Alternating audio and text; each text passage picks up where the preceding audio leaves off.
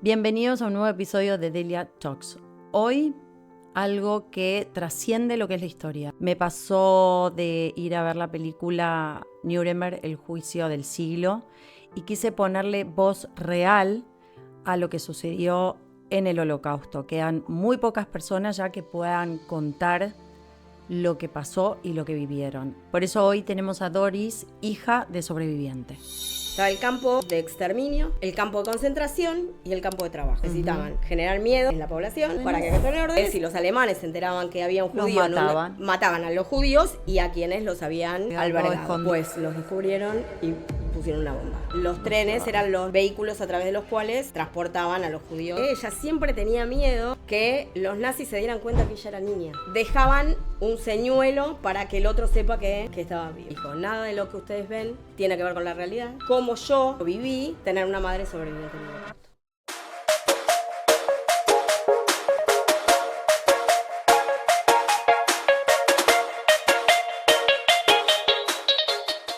Bueno, muchas gracias Doris por estar hoy con nosotros. No, por favor. A ver, ¿cómo empezamos esta historia? Doris es hija de sobreviviente, mamá. Yo soy hija de sobreviviente. Sí. Mi madre, Ricarda Klein, fue sobreviviente del Holocausto. Soy madre de 2 hijos, una hija y un hijo, y abuela de una niña. Qué lindo. Pequeñita. Bueno, a ver, Doris, para empezar a contar desde el principio, y entiendo que es lo más duro seguramente, y debes estar por ahí hasta acostumbrada a contar la historia por ahí en tu familia de lo que le sucedió a tu mamá. ¿Hoy tu mamá cuántos años tendría? 98. Ok. Falleció en el 2020, previo a la pandemia. Bueno. Y entiendo que si estás acá, pudo contar parte o en su totalidad su historia, cómo fue que sobrevivió, bien, cómo más nació, más o menos. Más o ¿Se menos. la fuiste arrancando? No. Yo intenté arrancársela. Para poner en contexto, mi mamá era una niña cuando se inició la guerra, hija única, y tenía primos hermanos, con los que con parte de esos primos hermanos pasó la guerra y una de sus primas vino después a vivir acá.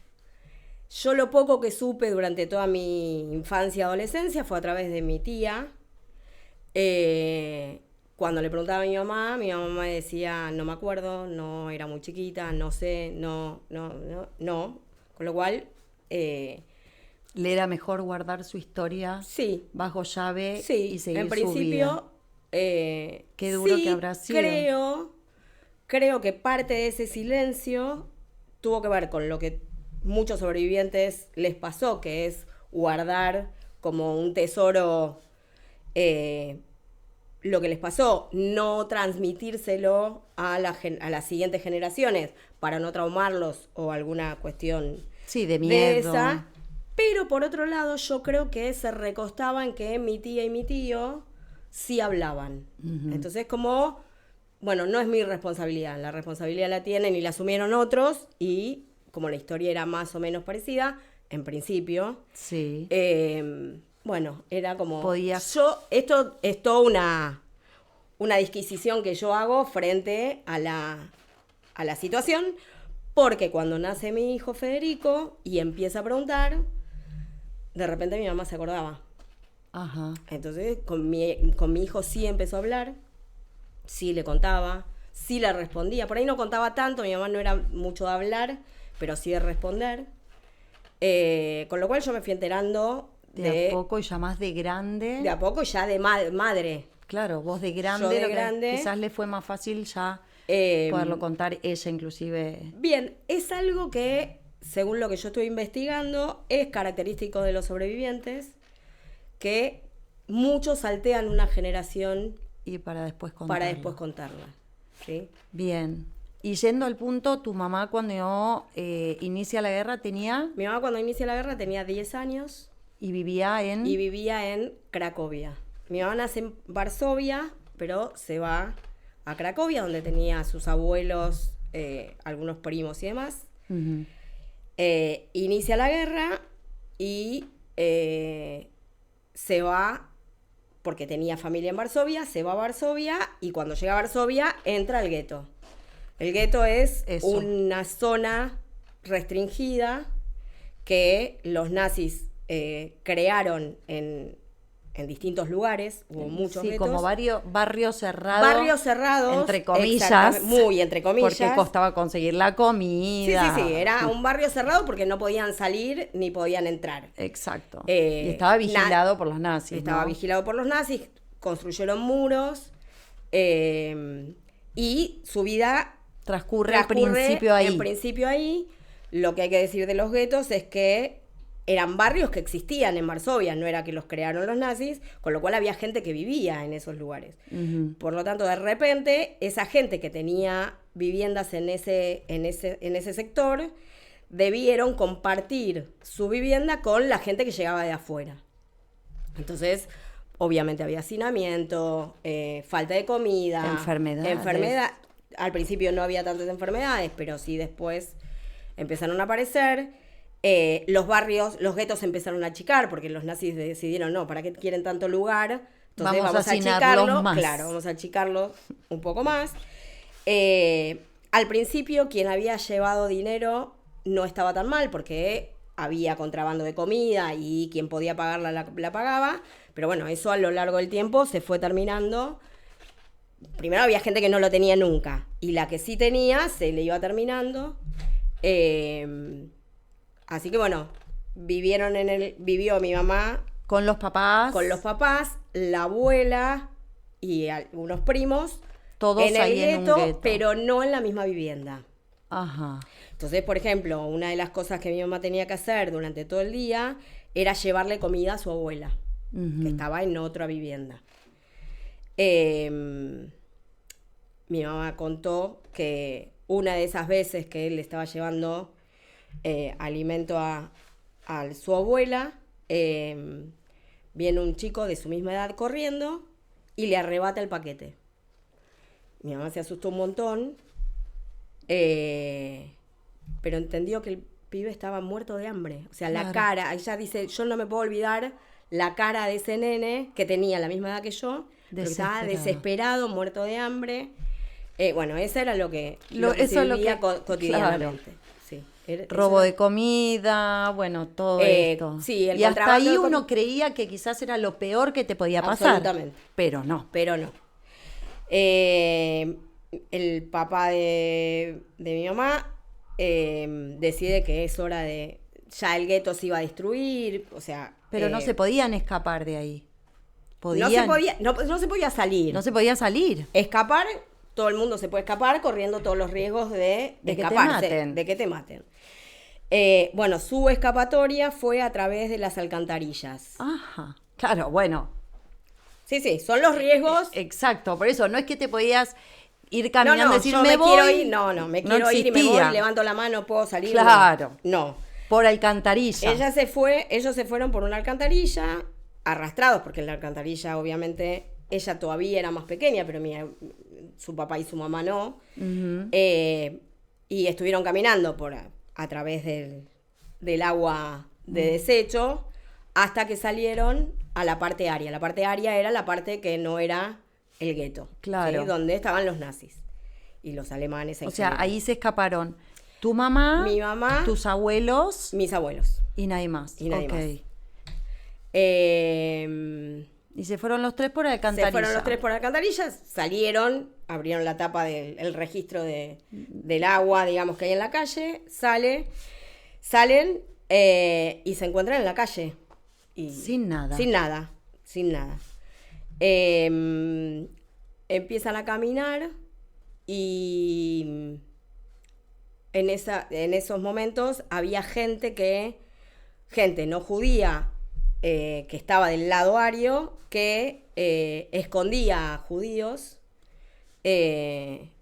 algunos porque los escondía y otros a cambio de dinero. O a cambio de trabajo o algo, ¿no? O sea, siempre algún intercambio. Sí, bueno, mucho trabajo tampoco había, digamos, o sea, no en la trabajo, casa, claro, hacer algo pero en la tampoco casa. Tanto Porque, por supuesto que esconder judíos era peligroso. Total. Porque si los alemanes se enteraban que había un judío, mataban a los judíos y a quienes los habían albergado. Escondido. Exacto. Entonces, tampoco era que en las viviendas los judíos podían caminar libremente, ¿sí? Porque... Claro, tenían que estar escondidos dentro de la misma vivienda. En Entonces, algún sótano. Exacto. Mi mamá y sus papás se escondieron en el cuarto, o sea, de la vivienda, el cuarto donde estaba la caldera central. Uh-huh. ¿Sí? O sea, el cuartito, ¿no? Donde, aparte de ellos, estaba la caldera, con lo cual en Polonia hace mucho frío. Cuando había que prender la caldera, ellos morían de calor. Igual me imagino o sea, vos vas relatando y yo me voy imaginando, vos tenés 10 años, estás viviendo tranquila con tu mamá, con tu papá, y de repente un grupo de gente, en este caso nazis, te dicen, hasta acá llegaste, flaca, te tenés que restringir con la comida, cuidarte del frío. Ni siquiera te lo dicen. No, ¿sí? Claro, de repente es como... Exacto. Y te arrebataron la vida, y vos crees que 10 años estás con tu mamá escapándote por una alcantarilla y sentir esa supuesta seguridad que estás con mamá y papá, pero te seguís escondiendo. O sea, los traumas, dejás, ¿no? Todo lo que... La toda cotidianeidad de los niños y de las niñas. No vas a la escuela, no jugás con amigos. Te arrebatan la vida, literal. Todo, absolutamente. Caldera, mucho calor. Mucho calor. Gracias a Dios, igual que aburrimiento. Claro, mucho aburrimiento. ¿Y la comida ahí cómo la era? Comida se la daban. Ellos en realidad podían caminar por la casa siempre y cuando no hubiese visitas. Uh-huh. Si había visitas se tenían que esconder, hacer silencio, etcétera, etcétera. Bueno, mi madre, muy aburrida, empieza a revisar papeles. Esos papeles que mi abuela había agarrado en Cracovia antes de irse a Varsovia. O sea, al principio tratar de huir y después irse al gueto. Uh-huh. Y acá viene una historia paralela, digamos. Mi mamá en esos papeles se encuentra y se da cuenta que quien estaba con él escondido en esa estufa, que era su papá, no era su papá biológico. Ah, divino, le agregamos un condimento. Que su papá biológico había fallecido cuando ella tenía 6 meses, su mamá se había casado con este señor y este señor le había dado el apellido y nunca le habían contado la verdad. Que era bastante normal en esa época. Que era bastante normal, pero había un detalle. Cuando ella vivía en Cracovia en estos primeros 10 años, ella visitaba a 6 abuelos. Uh-huh, claro. Los abuelos de la mamá, los abuelos del papá y otros 2 que ella llamaba abuelos, pero que no entendía quiénes eran. Bueno, en ese escondite, revisando esos papeles, ahí entendió que esos abuelos, a los que ella quería mucho por otro lado, eran los papás de su papá biológico, al que ella no había conocido, digamos. Wow. Bueno, esto... bueno, parte de la historia de tu mamá. Exacto. Y también en el momento en el que se viene a enterar, ¿no? O sea, tal cual. Encerrada, digo, y sobreviviendo. Cuento esto porque también parte de... es parte de su historia, digamos, claro. Y parte de lo que ella pudo hacer después, ¿no? Como... Claro. De los que habrán quedado vivos después también. Bien, están escondidos. En un momento ya había muchos judíos escondidos. Entonces los alemanes empezaron a buscar con mayor cuidado. Con lo cual había un espacio en el edificio, que era el búnker, donde se fueron todos los judíos a esconderse para que los alemanes, si venían y revisaban las casas, no los descubrieran. Pues los descubrieron y pusieron una bomba. ¿En el búnker? No, en el edificio. En ese edificio. El edificio se parte al medio, parte muere, parte se salva. Mi mamá estaba del lado del que se salva. ¿Y los papás? Con su papá y su mamá. Se salvan ahí. Se salvan los tres. Su mamá se quema mucho.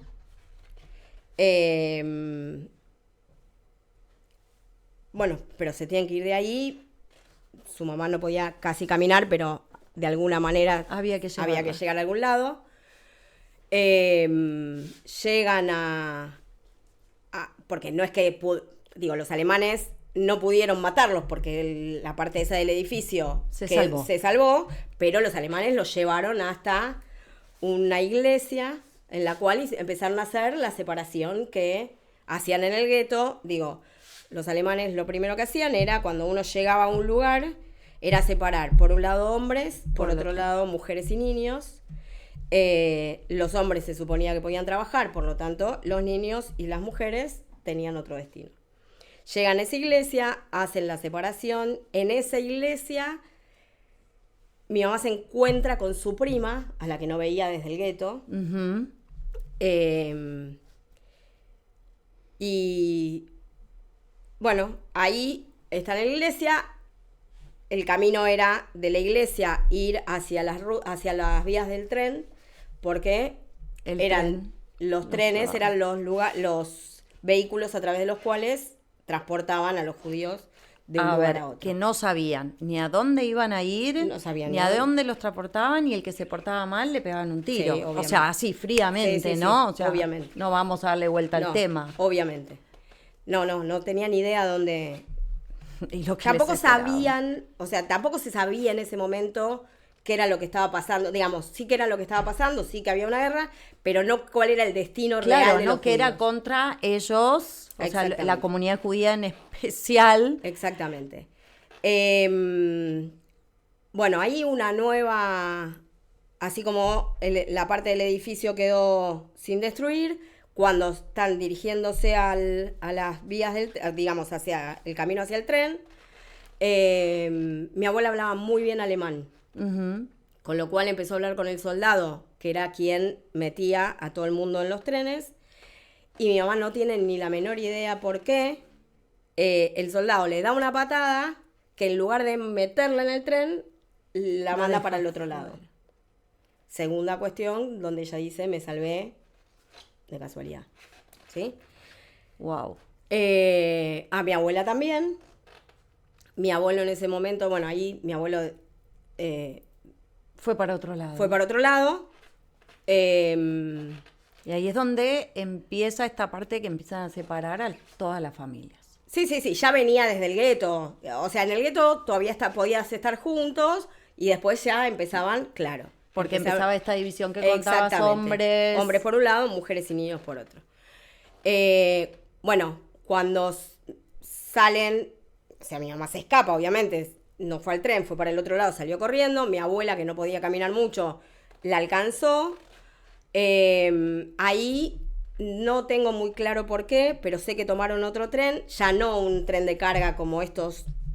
Los trenes de la muerte. No, tomaron un tren común hacia una ciudad que se llama Leipzig, uh-huh. Buscando un hospital donde pudieran atender a mi abuela, porque mi abuela ya empezaba a tener infecciones por las quemaduras. Con lo cual, logran llegar a esa ciudad,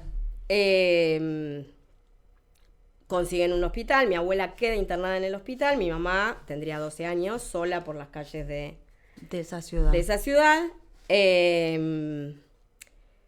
Casualidades de la vida, camina por la ciudad sola sin saber para dónde ir y se cruza con la que fue su niñera en Cracovia antes de la guerra.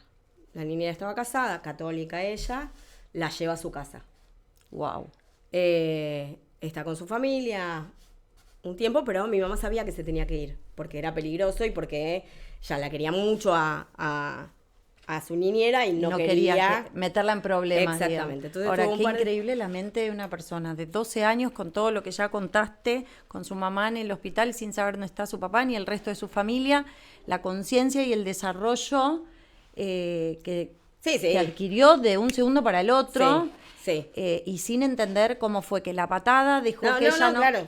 Un destino que quizás dijo, vos sos la indicada para seguir trascendiendo y contando esta historia. No lo sabemos. No lo sabemos.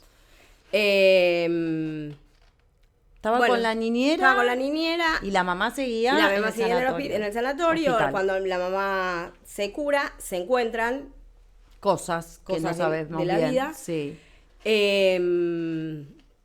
Y ahí andan por la ciudad, pero no tenían ningún lugar donde ir y demás. Tampoco podían caminar tanto, porque en todas las ciudades había nazis y alemanes y que buscaban a judíos.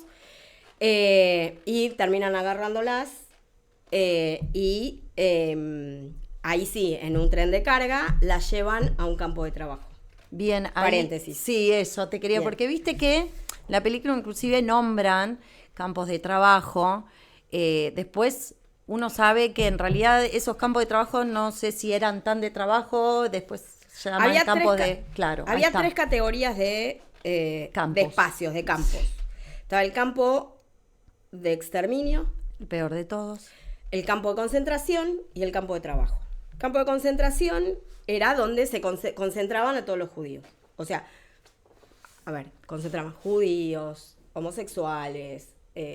Sí, japonés, o sea, gente que tenía rasgos distintos, enfermos, personas con discapacidad. Exactamente. Esos eran los campos de concentración. En esos campos de concentración, ahí se determinaba, era en los primeros lugares donde se hacía la división hombres, mujeres y niños y demás, y se decidía el destino de esa gente. El destino de esa gente podía ser un campo de trabajo, que se suponía que en ese lugar iban quienes estaban aptos para trabajar, como esclavos, obviamente. Obvio.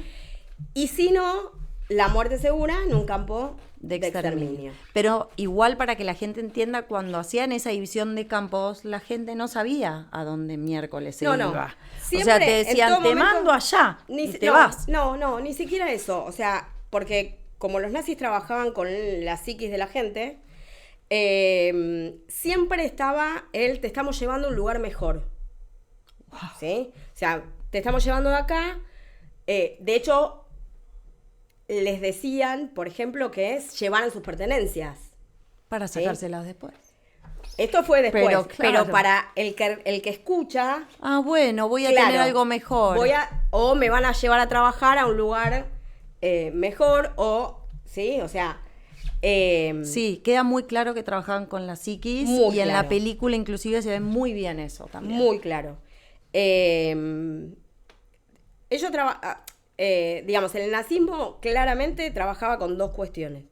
Para los arios, digamos, para los alemanes y demás, trabajaban con el miedo y el consenso. Necesitaban generar miedo en la población. Para que acaten órdenes. Y el consenso, aquellos que estaban de acuerdo y apoyaban el régimen.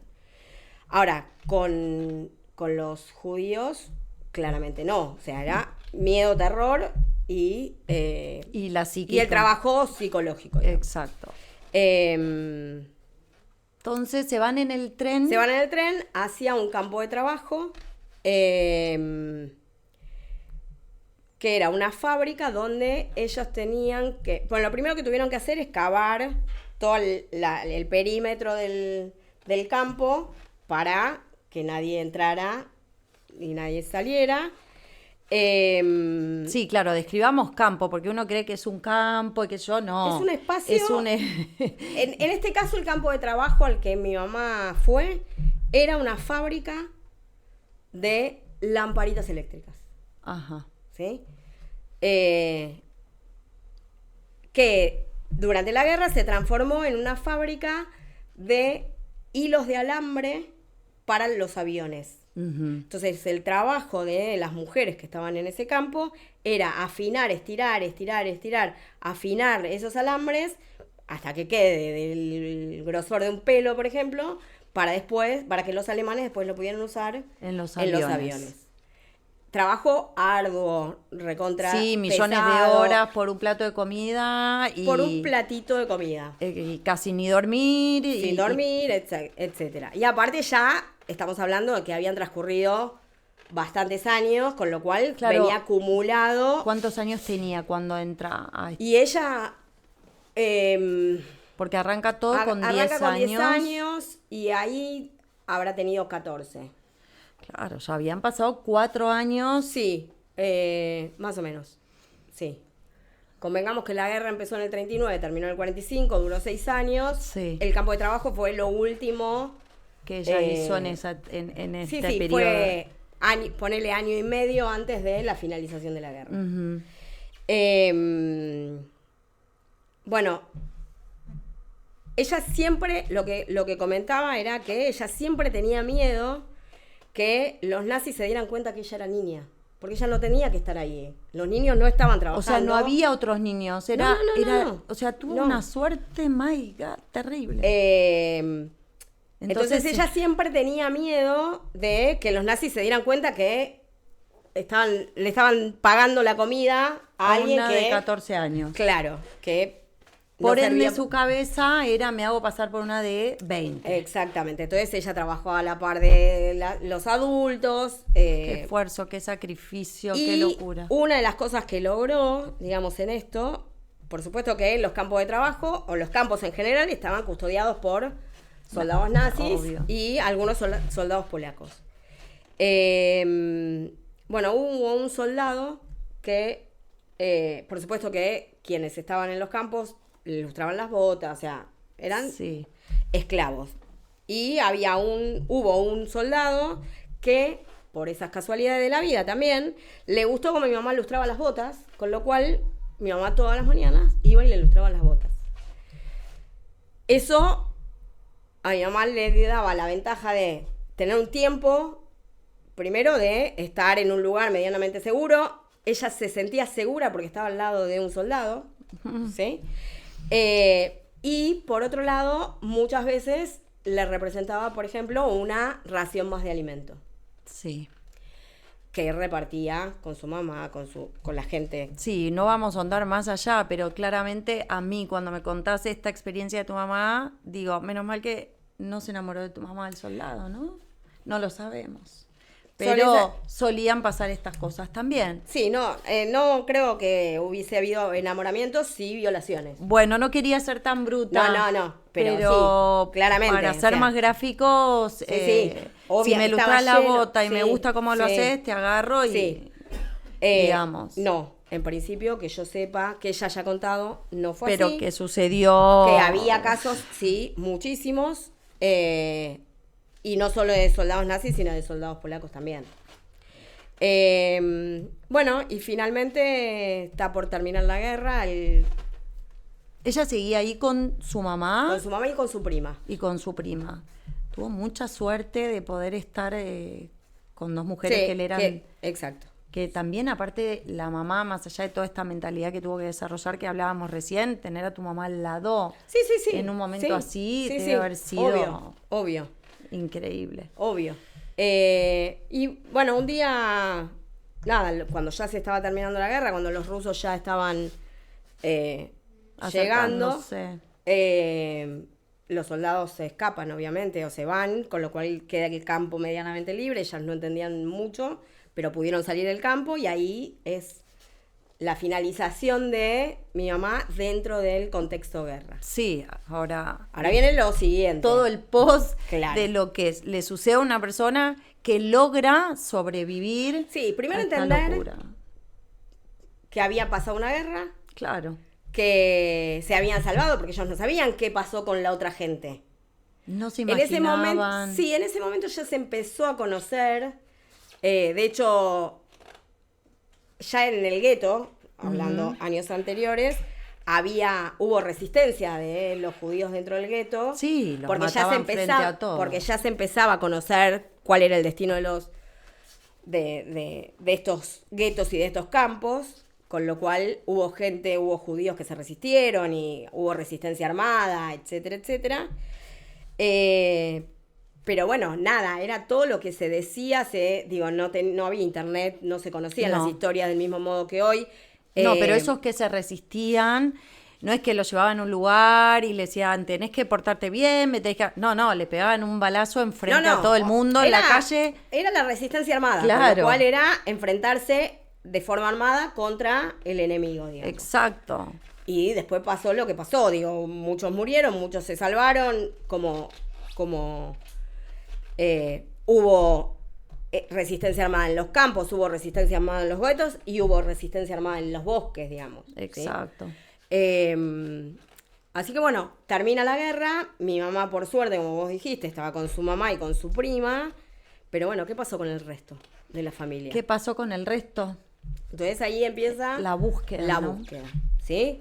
La búsqueda. Y aparte, perdón que te interrumpa, también vos, al entender que está terminando todo este periodo en el cual sufriste como loca, sin una casa, sin plata, no sabes a dónde ir.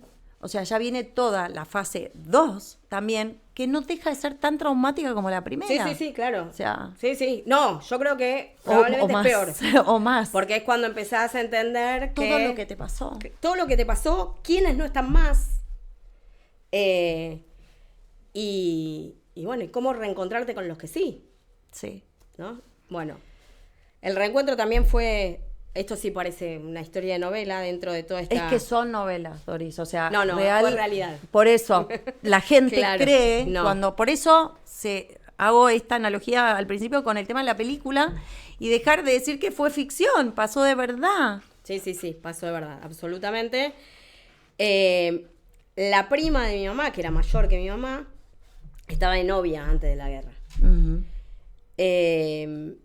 Y cuando empezaron a vislumbrar qué era lo que se venía, pactaron, ella y su novio, que finalizado toda esta cosa que no sabíamos ni cuánto cuán iba a grave, durar, ni cuánto iba a durar, ni qué sé yo, volvían al mismo lugar donde vivían y dejaban un señuelo para que el otro sepa que estaba vivo. Que estaban vivos. Con lo cual empezó la búsqueda. Se dirigieron hacia el lugar, que estaba en ruinas, pero había un cartel que decía estamos vivos. No. Entonces ahí fue empezar a buscar, pero ya empezás a buscar con esperanza, porque sabés que algo vas a encontrar. Bueno, y así fue el reencuentro. Se reencontraron la prima de mi mamá con el novio, mi mamá y mi abuela con mi abuelo. Wow, qué suerte, porque destrozaron familias enteras. Sí, esta quedó destrozada porque mi tía, digamos, perdió a toda su familia. Sí, obvio, igual. Pero sí, obvio. En el caso de mi mamá... dentro de todo lo malo, ¿viste? Es como que uno se queda... Sí, pudo encontrarse con algo de familia. Sí, con algo de familia. Pero repetimos, sin casa, sin comida, sin plata, sin trabajo. Exactamente, tal cual. Y ahora, bueno, y después entonces era, una vez que te reencontrás con la realidad, que es quiénes están, quiénes no están y demás, es bueno, ¿ahora qué hacemos? Sí. ¿No? Empezar, porque hay que empezar de nuevo. Hay que empezar de nuevo y con todo el trauma y el miedo. Sí, y con unos países, digamos, porque Alemania, Polonia... y todos los países de la zona estaban destruidos. Sí, quedaron hechos pelota, obvio. Sí, quedaron destruidos. Por la guerra, sí. Bueno, ahí mis abuelos vuelven a Cracovia a ver qué era de su casa. Mi mamá se queda en Varsovia con algunos familiares tratando de seguir buscando gente. Después se vuelve a encontrar con sus padres en Cracovia. Y ahí deciden que sigue siendo peligroso vivir en Europa empiezan a pensar en la emigración. Y hay una nueva ruptura. Claro, porque gente que se quería quedar. Sí, en el caso de la familia que le había quedado a mi mamá, no se querían quedar, pero muchos no se quisieron ir de Europa, entonces fueron a Bélgica. Uh-huh. Dentro de los que se fueron a Bélgica estaban la prima y el primo con el que... La prima con el novio. Que ella, uh-huh. La prima y el novio, exacto. Uh-huh. Y el papá de mi mamá quería venir tenía un primo en Argentina y quería irse de Europa, ¿sí? Estar lejos del epicentro del lío. Así que bueno, se vinieron para acá. No fue tan fácil, no es que tomaron un avión lógico, y se fueron. Barco, 300 millones de horas. Barco que te dejaran entrar. Claro. Sí, porque también había una cuestión de que, bueno... Estaban inmigrando muchos también, entonces ¿hacia dónde? Exactamente. Y llegaron acá. Uh-huh. Llegó acá a los 18 años. Tu mamá tu mamá, o sea, ya no tenía el papá, o sea, tu abuela ya había... Sí, no. Ah, estaba. Sí. Estaba. En el reencuentro se reencontraron, porque el novio de mi tía una suerte increíble. Mi abuelo estuvieron juntos. Oh, sí. Entonces se reencontraron, sí. Y mi mamá vino acá. Mucha suerte, porque vos habrás escuchado muchas historias que no es el común denominador. No. Muchos niños se quedaron huérfanos, absolutamente. Sí, fueron entregados a otra familia. Absolutamente, sí. No, ella vino acá con su mamá y con su papá. Qué bien. Y el resto de la familia se quedó en Bélgica. Bélgica. Tampoco eran tantas familias. No, pero bueno, uno parecería que son un montón, porque claramente tiene entendido que mucha gente perdió prácticamente todo, en exacto, todo, literal, familia, exacto, todo, casa, todo lo que venimos diciendo. Tal Entonces cual. acá vienen a Argentina y arranca una nueva etapa. Ella ya tenía 18. ¿Qué edad? Llega a los 18, obviamente sin hablar una palabra en español. Claro. Sin haber terminado de estudiar. En realidad, antes de irse, mi mamá termina el secundario. Ya de posguerra, Ajá. da libre las materias que le quedan para terminar el secundario. Un esfuerzo. No, me quedé pensando, sí, total. O sea, creo que lo que menos querés hacer en un momento así es ponerte a estudiar, Bueno, y ella dijo, voy. Sí, exacto. Qué fuerza. Que, digo, tiene que ver con... porque en toda esta historia uno se pregunta, a ver, ¿qué más te puede pasar para decir ya está? O sea, que me maten, porque digo, si ya la muerte es segura. Entonces, ¿por qué en los guetos había... Por supuesto las escuelas estaban cerradas, pero había escuelas clandestinas, la gente seguía leyendo, la gente seguía escribiendo. O sea, la gente necesitaba seguir viviendo, Sí. ¿no? Como una esperanza de que esto alguna vez va a terminar. De hecho, por algo hay tantos diarios de sobrevivientes. Sí, Ana Frank, que es el más conocido, pero hay un montón que se fueron encontrando. Sí, que está la casa literal en Ámsterdam. Exacto. Estuvimos ahí. Pero la gente, digo, necesitaba hacer como si la vida continuaba. Sí, porque como... si no... sí, un anzuelo, algo que te dé Exacto. esperanza de que en algún momento tu vida va a continuar. Exacto. Y que esto va a terminar. Y quizás eso también ayuda a seguir, Sí. ¿no? Es que si no, claro. Te ahogás, te hundís ahí. Sí. Si no, bueno, te pones y bueno, hagan lo que quieran. Y sí, que muchos lo han hecho. Sí. Y dijeron, claro, ya. bueno, sí, claro. Depende de cada... Sí, tu mamá y de la cada- familia no. decidió Exacto. ir por otro camino. Y bueno, vino acá, aprendió el idioma rápidamente, Aparte con 18 años, ¿qué edad? con 18 años. Todo nuevo. Empezó a trabajar enseguida. Entonces, empezar a trabajar, ¿dónde? En una biblioteca. Hablaba inglés, mi mamá. Tenía mucha facilidad para los idiomas, con lo cual, en la biblioteca, en los tiempos en los que no estaba trabajando, su forma de aprender español era leer un libro en inglés y leerlo en español, y así En comparar, simultáneo. y así empezó, y mi mamá hablaba perfecto español, perfecto. Qué bárbaro. Y Y allí, digamos, ahí empezó su nueva vida con la familia ya acá, con la establecida familia en la establecida en la Argentina. Argentina. Que me imagino que en ese momento no pudo todavía ni contar ni nada, no había conocido a tu papá, No, lo conoció acá en Argentina. lo conocí acá en Argentina. Sí, ella empezó a socializar, digamos, con... Claro, ¿a dónde iba? A un club. A un club. Empezó a ir a un club, donde tampoco le resultó fácil porque ni bien decía que ella venía de la guerra, la miraban con ¿Cómo? cara de preocupación. Ah, porque, sí. y porque la guerra te deja secuelas, digamos. Entonces, ¿cuáles son las secuelas que tiene esta joven? Sí. Estaba esta cosa de... Se empezaba a hablar sobre lo que había pasado, entonces era, bueno, pero y si hablamos delante de ella hay que cuidarse porque por Porque ahí... ella estuvo. Porque ella estuvo.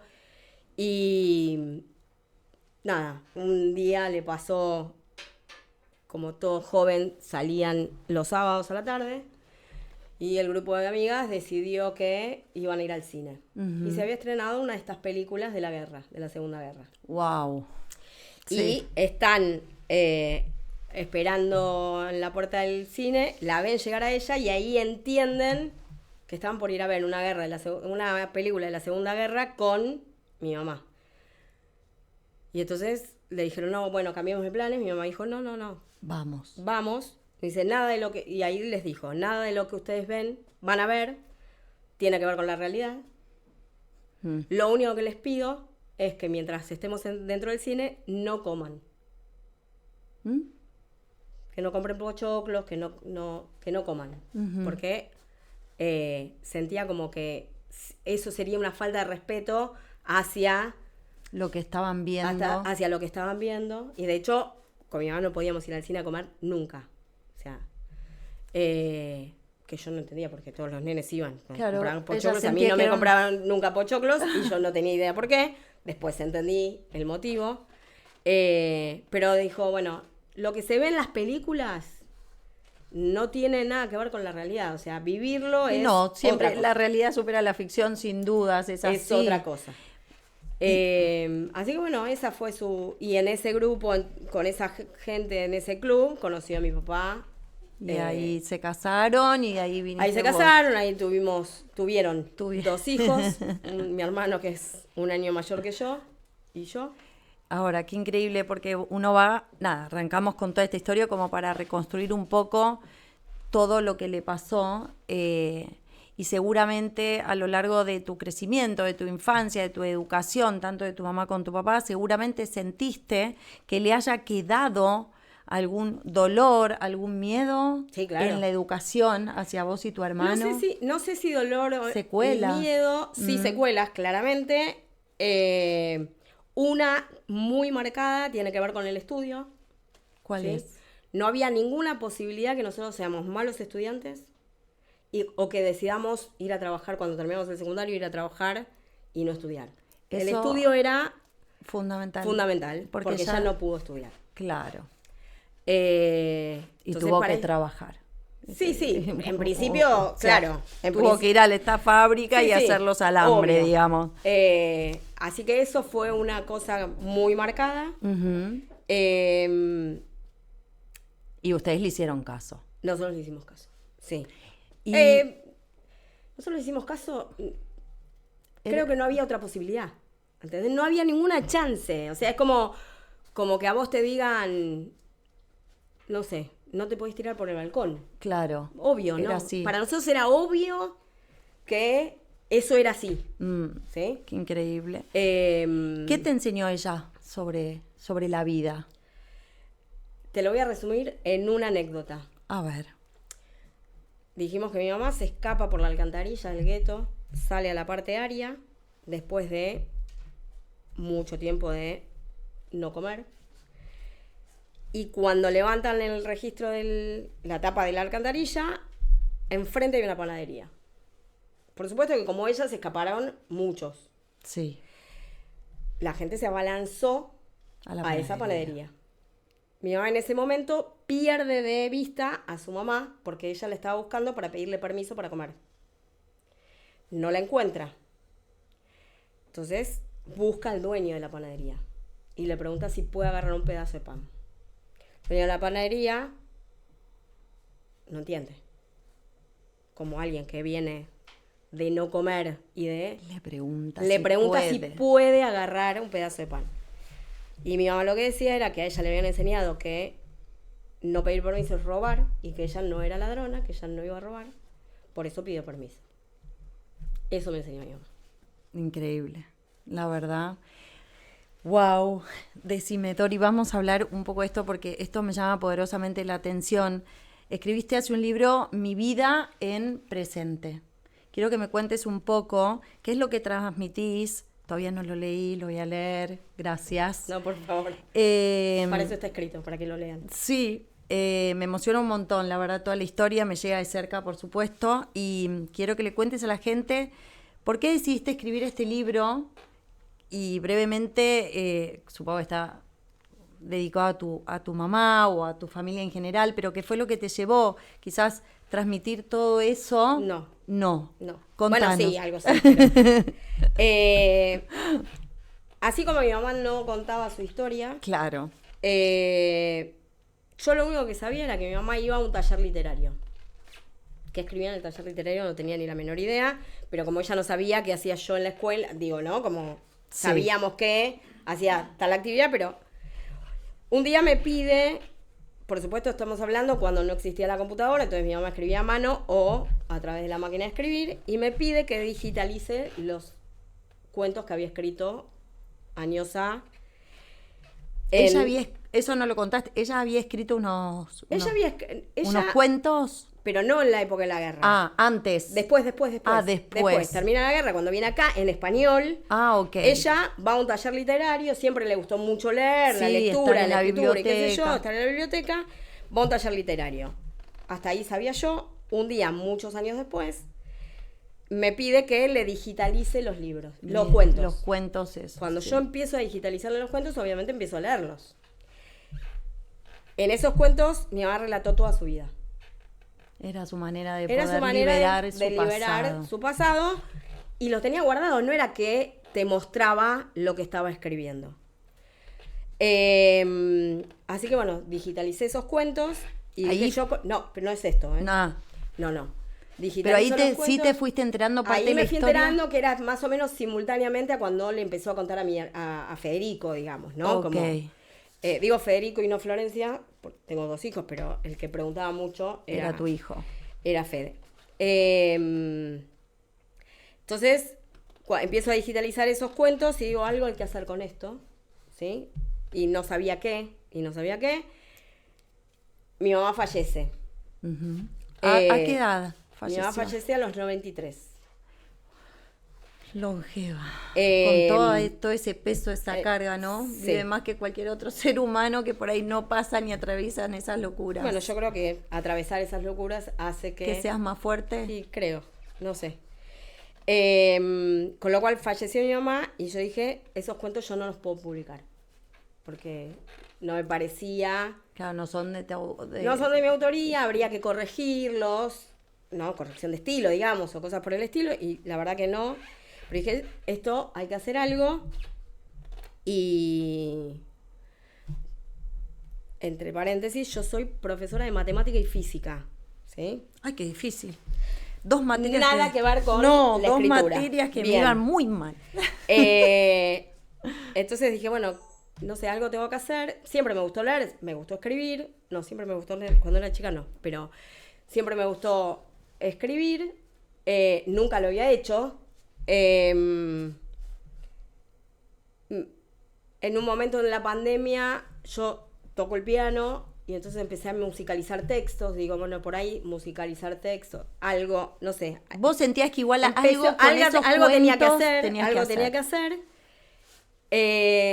Hasta que me vino la revelación y dije, yo necesito contar cómo yo pasé, claro, ¿sí? O viví tener una madre sobreviviente del Holocausto.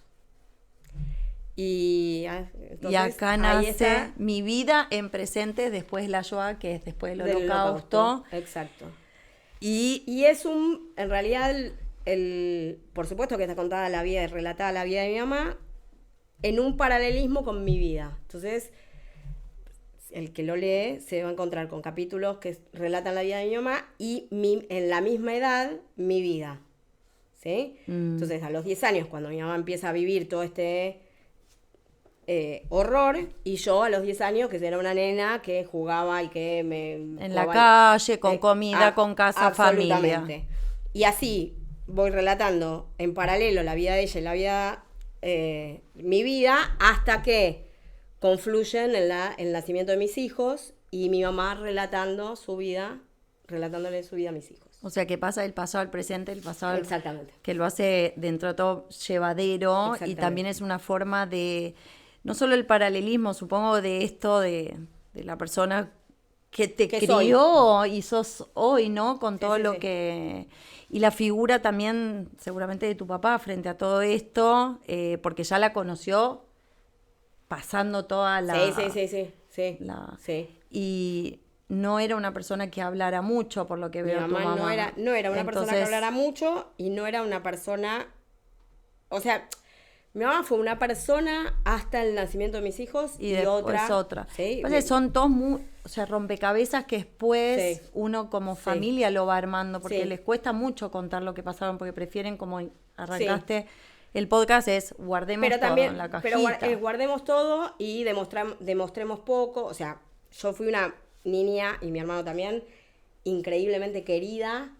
Sí, no me cabe la menor duda, familiares, todos, un amor así, pero no demostraba, o sea, yo no recuerdo un beso de mi mamá. Era muy dura. Sí, era como... Costaba transmitir el amor. Costaba transmitir... Lo transmitía en hechos, ¿sí? O sea, yo decía, quiero... No porque quiero un juguete, ¿no? Pero quiero estudiar piano. Sí, ya, vamos. Quiero... Sí. ¿No? Como en ese sentido, en la búsqueda de la felicidad. Sí, o también muchos cuentan que también transmitían el amor a través de la comida, como les faltó no era mucho. Mi caso. Ah, ¿no? No cocinaba, no cocinaba. Porque cuentan, no, por ahí no cocinaba, pero cuentan como que en las fiestas o en los cumpleaños, qué sé yo, era como toda una mesa llena de comida, como transmitiendo todo eso que le faltó. Mi mamá era muy sobria en todo, ¿sí? O sea... Pasa que tuvo que madurar. Era la abundancia no es necesaria. No es necesaria. Entonces, no nos faltó nunca nada, al contrario. Hubo momentos en los cuales, obviamente, económicamente estábamos mejor, en otros estábamos peor. Pero no es necesario mucho. Quizás no era esa la manera de demostrar. Sí. Está bueno, pero sí sé que hay muchas familias judías que a través de la comida, que fue lo que faltó durante muchos años, transmiten esto de... No, claro. Pero no, pero bueno, cada uno lo va viviendo de su manera. Pero nada, súper, o sea, la verdad que yo tuve una infancia y una adolescencia hermosa. Sí, veo.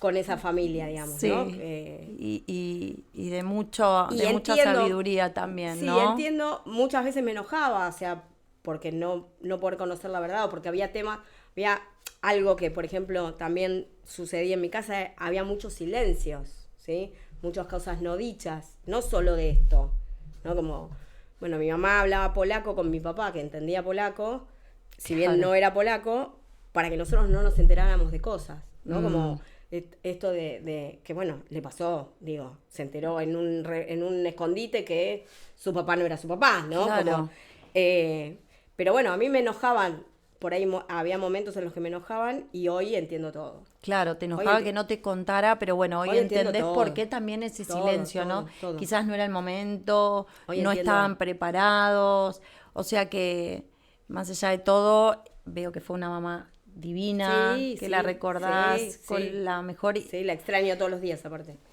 Ay, qué lindo. Sí, pues aparte, bueno, vivió muchos años, más allá de su historia. Y habrá dejado varios legados, ¿no? ¿Querés contarnos algún legado por toda esta historia que lleva en sí? No, bueno, esto que te dije antes, la ética para mí es como, ¿no? Con la historia de lo del pan. Es una de las cosas que transmitió, pero no transmitió porque lo dijo, o sea... Porque lo demostró, ¿no? Mirá, con hechos. Con hechos. Yo, no con decir... Digo, ya era grande, mi mamá, por supuesto, siempre sumamente independiente, no había chance que nadie fuera a vivir con ella a los 93 años, o sea, vivía sola, salía a comprar Qué mujer sola, fuerte, por Dios. Y no había... De hecho, con mi hermano decíamos...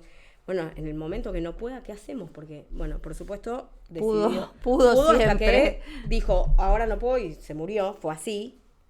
Un día va a comprar al supermercado, a los 91, ponele. Va a comprar al supermercado y se cae. Fue un día lloviendo, qué sé yo. La levanta un muchacho en la calle y la quiere acompañar hasta la casa. Y ella le dice, no, yo puedo, me tomo un taxi, yo puedo. No, pero yo necesito saber que llegó bien. Yo le prometo, le dijo mi mamá, yo le prometo que llego a mi casa y le aviso a mi hija. Señor, ¿qué? No lo más en la vida lo vio, claro. Me llamó por teléfono y me dijo, te estoy llamando solo porque le prometía a tal... ¿qué tal? No sabía el nombre. A quien me levantó en la calle que te iba a avisar que me caí, qué sé yo. Yo dije, claro. Sí, son códigos, ¿no? Que sí. Manejó debido a su historia tan dura. Eso. Decime una cosa, Doris, ¿qué más?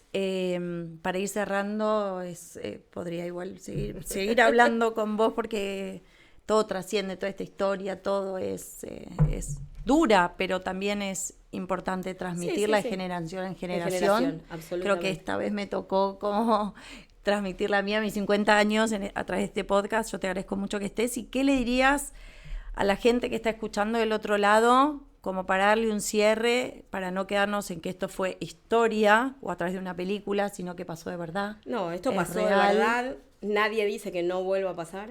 De hecho, si estamos transcurriendo... Sí, 7 de octubre, hoy, y las distintas guerras, Rusia, Ucrania, pareciera que no aprendimos nada. Uh-huh. Y creo que una de las cosas más importantes, que lo hablamos antes, es en las peores situaciones aparece esta cosa de la fuerza para seguir viviendo, y que entonces tenemos que entender que el odio no nos lleva a nada, que las guerras no llevan a nada, que podemos vivir todos, el mundo es absolutamente grande.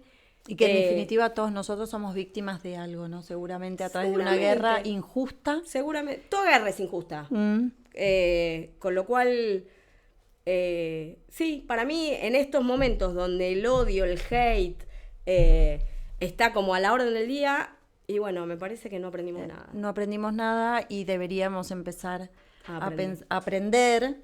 Y nada, cuidarnos un poco más entre todos, ¿no? Absolutamente. Querernos, entendernos, aceptarnos como somos. Absolutamente. Bueno, muchísimas gracias, Doris, por estar hoy acá. Gracias. Gracias a vos. Para darle un cierre a este podcast tan interesante, les voy a leer lo siguiente. Escuchar, recordar y transmitir estas historias es una forma de honrar, pero también de cuidar el futuro, porque lo que se recuerda no se repite. Para este nuevo episodio de Delia Talks estoy vestida por Berna, denim con denim, camisa súper canchera, con lazo, Oxford, el denim y los zapatos, botitas de Tobal. Si te gustó, no te olvides de darle a la 5ª estrellita de Spotify y suscribirte a nuestro canal de YouTube. Podés seguirnos por las redes sociales en Trend by Karen TikTok y en Instagram Delia Talks.